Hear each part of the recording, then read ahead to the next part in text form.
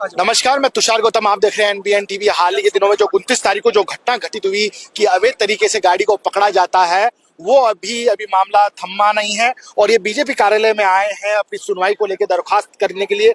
क्या उस दिन सर आपकी गाड़ी को कहाँ पकड़ी गई, किस आरटीओ ने पकड़ी गई और क्या बातचीत, तमाम पत्ते खोल दीजिए, राज खोल दीजिए।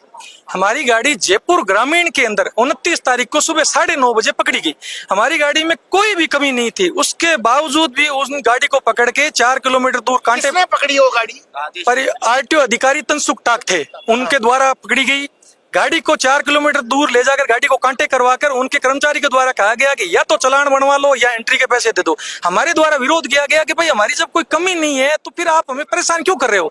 हमें अंदेशा था कि वहाँ हालात बिगड़ेंगे, तो पहले से ही मोबाइल की रिकॉर्डिंग उन्होंने चालू कर रखी। उन्होंने सिर्फ 2 बात पूछी, हमारे द्वारा 2 बात पूछी गई कि एक तो हमें 4 किलोमीटर दूर क्यों लेके आए हो, हमारी क्या गलती है, और अधिकारी महोदय आपका नाम क्या है। इतनी सी बात पूछते ही उन्होंने आपा खो दिया। उन्होंने कहा जो तुम्हारे बाप का नाम है वही हमारा नाम है। अच्छा, उन्होंने इस तरह का कहा। उसके बाद वीडियो वायरल हुआ, बड़ा वीडियो वायरल। अभी तक गाड़ी का क्या हाल है, छूट गई या नहीं छूट गई? 10 दिन से हम भटक रहे हैं। जाटावाली चौकी, दौलतपुरा थाना, सामोद थाना, वहाँ संबंधित 3 थाने थे। तीनों थानों के अंदर हमने चक्कर काट लिए, कहीं भी हमें न्याय मिला। उनके द्वारा कहा गया न्याय नहीं मिला। क्या कह रहे हैं, गाड़ी को क्या कमी बता रहे हैं या क्या? कमी कुछ नहीं बता रहे। आरटीओ महोदय ने दादागिरी से 29,000 का 5 धाराओं में चालान किया है। पांचों की पांचों धारा अवैध है, जिसके अंदर सबसे बड़ी धारा है कि उन्होंने नंबर प्लेट को काली की। नंबर प्लेट काली की, हमें पता लगा कि इन्होंने नंबर प्लेट का लगाया। हम जस्ट वहां से 1-1.5 किलोमीटर पीछे टोल है की, मतलब समझा नहीं। 2 अंक के ऊपर गाड़ी की जो मेन नंबर प्लेट होती है HRPC, उसके 2 अक्षरों को ग्रीस से कालिक पोत दी गई उनके द्वारा, और वो हमारी धारा बताई गई। जब हमें पता लगा तो हमने उस टोल पर जाके वहां के फुटेज निकाल के लाए। वहां हमारी एकदम साफ सुथरी नंबर प्लेट है, किसी तरीके की हमारी नंबर प्लेट मेली गुदली नहीं हो रखी।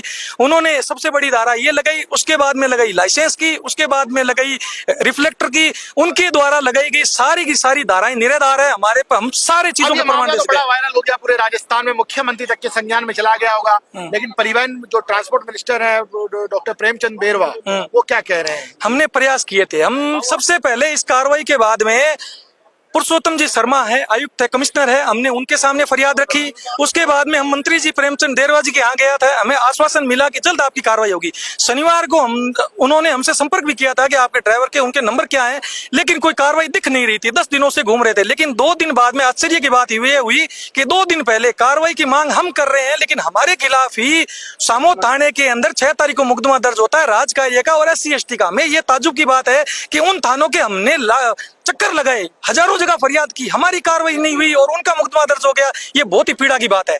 गाड़ी मालिक आप हैं, हम क्या कह रहे हैं? पीड़ा में फिर रहे हैं साहब, हम तो घूम रहे हैं, दर दर की ठोकरें खा रहे हैं। और क्या मतलब इस बीजेपी कार्यालय में जब किरोड़ी लाल मीणा जी के पास गए तो क्या कहा मंत्री ने? क्या कहा? आश्वासन दिया है, उम्मीद से ज्यादा आश्वासन दिया है। क्या कह रहे हैं? हमारी उम्मीद थी, उनसे ज्यादा आश्वासन दिया किरोड़ी लाल मीणा जी ने। और ट्रांसपोर्टर एक देश की रीढ़ की हड्डी है, ठीक है। उसके बाद भी जयपुर हो, राजस्थान का कोई भी एरिया हो, वह हर ड्राइवर को पीड़ित किया जाता है। मोटर मालिक की हालत ऐसी है झारखंड जैसी, हमारी कोई आज ऐसी कहीं पे भी सुनाई नहीं होती है। इसलिए हम बीजेपी कार्यालय किरोड़ी लाल मीणा जी के पास आए और ये बातचीत हुई तो हमारे को पूरा आश्वासन दिया गया है।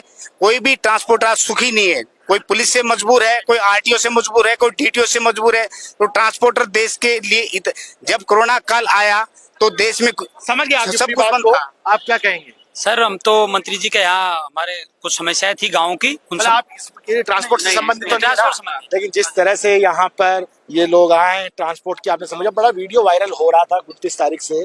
एक आरटीओ के माध्यम से जो अवैध वसूली का कारोबार चल रहा था और ये गाड़ी अवैध रूप से सीज कर दी जाती है। ये जिस तरह से ये बता रहे हैं कि सारे कागजात होने के बावजूद परिवहन विभाग, मतलब ट्रांसपोर्ट डिपार्टमेंट कार्रवाई करता है, लेकिन अभी तक न्याय नहीं मिला। दर भटक रहे हैं।